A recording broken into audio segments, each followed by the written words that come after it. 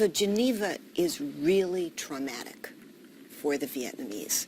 They go there having had good military victories, good military position, and they come back with half a country.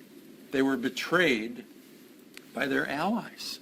I mean, this puts them in a terrible situation because they're very poor. They're very primitive. It is a 98% agrarian medieval economy in those days. They need everything the Chinese are giving them by way of clothing and food and boots and all that, and the Russians are beginning to give them some state-of-the-art weaponry. They actually have to maintain very good friendly relations with them, always in their own minds, though knowing the limits. And so for decades, really, all of the political decisions and discussions, they're all done in the context of we must make sure that we don't surrender our autonomy.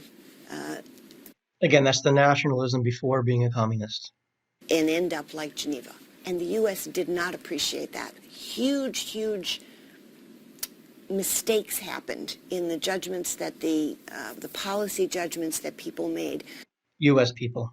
About how to conduct the war, well, how to conduct relations before the war and then during the war, because they thought that the Vietnamese were puppets. Of Stalin or of Mao Zedong. Either of the Soviet Union or China or both, and they were wrong. Make sure you jot that down and make sure you understand that.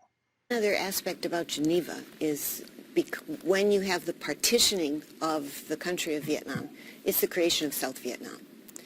And it's the creation of South Vietnam by the Western powers with the agreement of the U.S.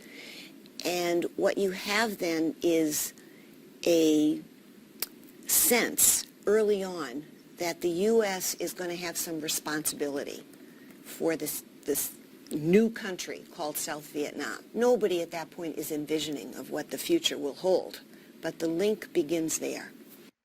Hopefully that was kind of a review for you, if remembering it from when I discussed it in the PowerPoint.